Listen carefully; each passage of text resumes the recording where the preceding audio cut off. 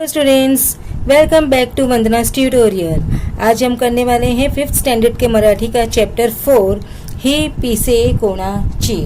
Chapter start करने से पहले मैं आपसे एक छोटी सी रिक्वेस्ट करना चाहूँगी। अगर आप मेरे चैनल पे पहली बार विजिट कर रहे हैं तो इसे सब्सक्राइब जरूर से कीजिएगा, और अगर आपको मेरे वीडियोस पसंद आते हैं या थोड़े से भी यूज़फुल होते हैं तो इसे ज़्यादा से ज़्यादा अपने दोस्तों के साथ शेयर भी जरूर से करना।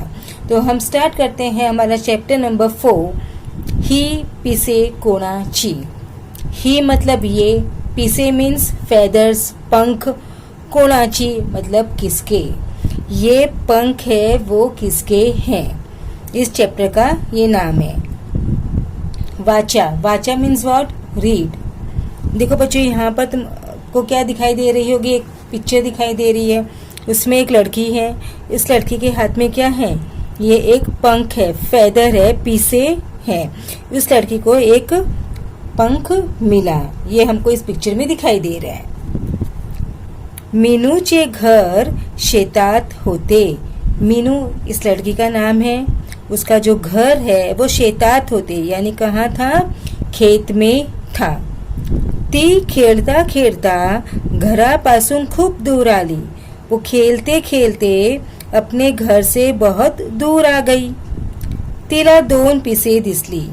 उसको 2 मतलब 2, पिसे मतलब पंख, दिसली मीन्स देखना, दिखा। उसको 2 पंख दिखे। तिने ती पिसे उचलली। उसने क्या किया, उस पंख को उचल लिया। उचल लिया मतलब उठा लिया। तिला ती पिसे खूप आवडली। उसको ये पंख थे जो फेदर्स थे, खूब मतलब बहुत, आवडली मतलब पसंद आया। उसको पंख बहुत पसंद आए। तिला वाटेत एक कोंबडी दिसली। तिला मतलब उसको, वाटेत मतलब रस्ते में, एक कोंबडी, कोंबडी मतलब मुर्गी। उसको क्या दिखी रस्ते में, दिसली मतलब दिखना। उसको रस्ते में एक मुर्गी दिखी। मीनूला वाटले ही पिसे नक्कीच कोंबडीची असणार, म्हणून तिने कोंबडीला विचारले, कोंबडी ताई ही पिसं तुझी आहेत का। मीनू को वाटले, वाटले मतलब लगना, ही पिसे नक्कीच, नक्कीच मतलब पक्का, कोंबडीची यानी मुर्गी की, असणार मतलब होगी, म्हणून मतलब इसलिए, तिने उसने, कोंबडी यानी मुर्गी, विचारले मतलब पूछना, कोंबड़ी ताई, मतलब मुर्गी दीदी, ताई मतलब बड़ी सिस्टर को क्या बोलते हैं, ताई, दीदी।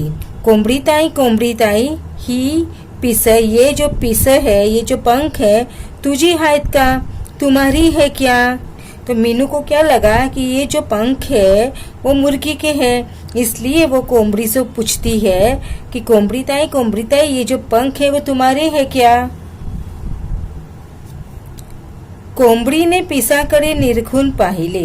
कोंबडी ने यानी कौन, मुर्गी ने, पिसाकडे मतलब पंख की तरफ, निरखून मीन्स ध्यान से देखा। नाही ग बाई, ही पिसं माझी नाहीत, ये जो पंख है वो मेरे नहीं है, असे म्हणून कोंबडी खुराडियात जाऊन बसली। ऐसा बोल के, म्हणून मतलब बोलना, कोंबड़ी मुर्गी खुराड़ियात यानी कि जो मुर्गी का घर था उसमें जाकर बैठ गई। कोंबड़ी ने बोला ये जो पंख है वो मेरे नहीं है। कोणाची आहेत बरं ही पिस, तो ये पंख है वो किसकी है, असे म्हणत मीनू एका झाडाजवळ आली। ऐसे बोलते हुए मीनू एक झाडाजवळ यानी एक पेड़ के पास आ गई। तिला झाडावर पांढऱ्या करड्या रंगाचे एक कबूतर दिसले। उसको झाड़ पे क्या दिखा, पांढऱ्या मतलब वाइट, करड्या मीन्स ग्रे, रंगाची मतलब कलर का एक क्या दिखा, कबूतर। त्याला पाहून मीनूला वाटले याची तर नहीं थी पिस। उसको देखकर मीनू को लगा क्या इसकी तो नहीं है ये पंख। तिने कबूतराला विचारले, कबूतर दादा ही पिसं तुझी आहेत का। तो वो कबूतर को पूछती है, कबूतर दादा, दादा मतलब बड़े भाई, बड़े भाई को मराठी में क्या बोलते हैं, दादा। तो वो उसको क्या पूछती है, कबूतर दादा ये जो पंख है वो तुम्हारे हैं क्या? कबूतर म्हणाले, कबूतर ने बोला, नाही ग बाई, ही पिसं माझी नाहीत, ये पंख मेरे नहीं है. कोणाची आहेत बरं ही पिसं? या विचारात मीनू पुढे निघाली. समोरून आपला पिसारा सावरत मोर येत होता. तो वो जो मीनू है वो सोचती रहती है, कोणाची मतलब किसकी है ये पंख किसके हैं? ऐसे सोचते सोचते वो आगे चली जाती है. पुढे मतलब आगे चल जाती है. समोरून यानी सामने से आपला पिसारा मतलब पंख, सावरत यानी पंखों को सवारते हुए कौन आया? मोर येत होता. कौन? मोर मतलब पिकॉक. तो सामने से कौन आ रहा था बच्चों? सामने से पिकॉक आ रहा था. त्याची ऐटदार चाल आणि रंगीबेरंगी लांब सडक पिसारा खूप मोहक दिसत होता. उसकी जो चाल थी वो कैसी थी? ऐटदार थी, एकदम कैसी? ऐटदार मतलब एकदम गर्व से चल रहा था, एकदम प्राउडली वो चल रहा था.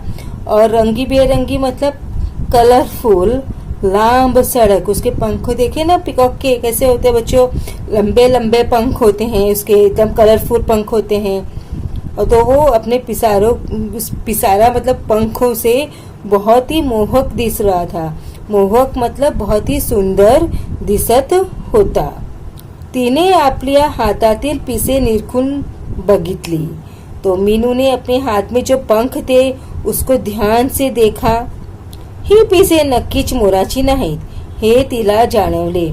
उसके जो पंख, हाथ में जो पंख था वो और जो पिकॉक का पंख था वो बहुत ही डिफरेंट था. तो उसको समझ में आ गया देख के कि ये जो पंख है वो किसका नहीं है? पिकॉक का तो है ही नहीं. उसको फिक्स हो गया ये चीज. तरीही तिने मोराला विचारले. तरीही मतलब फिर भी उसने मोर को विचारले मतलब पूछा, अरे मोरा, ही पिसं कोणाची आहेत? ये जो पंख है वो किसकी है? हे तुला माहित आहे का? ये तुमको पता है क्या? माहित मतलब तुमको मालूम है क्या? मोराने पिसांचे निरीक्षण केले. तो म्हणाला, ही तर बदकाची आहेत. मोर ने क्या किया? जो पंख थे पिसाचे बहुत ध्यान से उसने देखा और फिर क्या म्हणाला मतलब बोला, ये जो पंख है वो किसकी है? बतख के पंख है. मीनूला खूप आनंद झाला. अब मीनू को जब मालूम पड़ गया कि ये पंख किसकी है तो उसको बहुत खुशी हो गई, क्योंकि वो कब से सोच रही थी ना कि ये पंख किसके है. इसके लिए वो कोमड़ी को पूछती है, फिर कबूतर को पूछती है, तो लेकिन उसको पंख पता नहीं चलता कि किसका है. जब उसको पता चल गया तो वो बहुत खुश हो गई. मीनू तिने मोराला विचारले, मला बदक कोठे भेटेल? तो वो मोर को पूछी, मुझे बतख कोठे भेटेल मतलब किधर मिलेगा? मुझे जो बतख है वो कहाँ पर मिलेगा? मोराने बदकाचा पत्ता सांगितला. मोर ने बदक का एड्रेस उसको बताया. त्याचे आभार मानून मीनू पडतच नदीवर आली. तो उसने क्या किया? आभार मानना मतलब उसको शुक्रिया बोला, थैंक्स किया. और फिर वो कहाँ आई? नदी पर आ गई. नदी किनारे दाट झाड़ी होती. नदी के किनारे पर दाट मतलब थिक, झाड़ी मतलब कंटीली जो बुशेज होती है, झाड़ियां होती है, वो वहां पर थी. तिने बदकाला हाक मारली. हाक मतलब आवाज देना. तो उसने बदक को आवाज दी. बदक झाडीतून बाहेर आले. बदक जो झाड़ियों में से कहाँ आया? बाहर आया. मीनूने त्याच्या समोर हातातील पिसं धरली आणि त्याला म्हणाली, ही तुझी पिसं मला सापडली आहेत. मी तुला शोधत होते. ही घे तुझी पिसं. तो वो उसको देखकर मीनू उसको क्या बोलती है?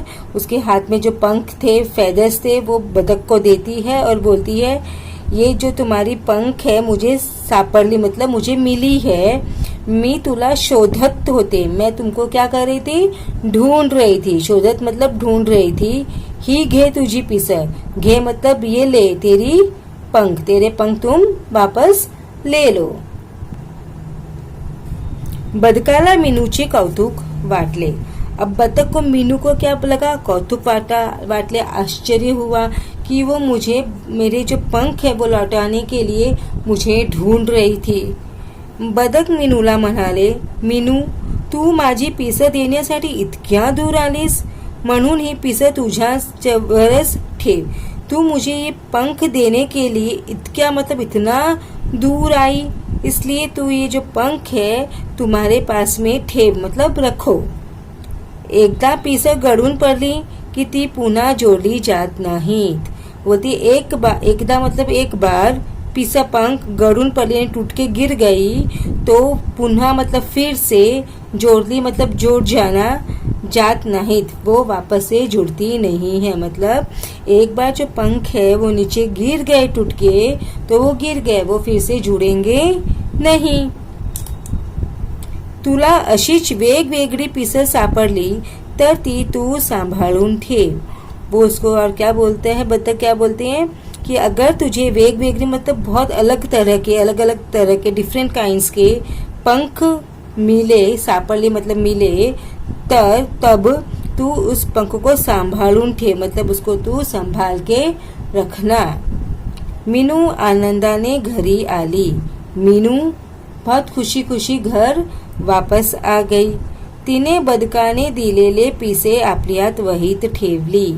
उसने जो बदक ने उसको जो पंख दिया था वो पंख को उसने कहाँ पर रखा, वहीत, वहीत मतलब बुक, नोटबुक। तो उसने वो पंख अपने नोटबुक के अंदर रख लिया। आई होप बच्चों आपको ये जो लेसन है बहुत ही अच्छी तरह से समझ में आ गया होगा। ये मैंने आपको बहुत ही अच्छी तरह से हिंदी में एक्सप्लेन किया है, एक एक वर्ड का मीनिंग बताकर। अगर आपको ये चैनल अच्छा लगा, मेरा पढ़ाया हुआ आपको समझ में आया, तो इसे आप वीडियो को अपने दोस्तों के साथ में ज़रूर से शेयर करना। और चैनल पे पहली बार आए हैं तो इसे सब्सक्राइब भी ज़रूर से करना। So thank you, keep watching Vandana's tutorial. मिलते हैं नेक्स्ट वीडियो में, तब तक take care and thank you.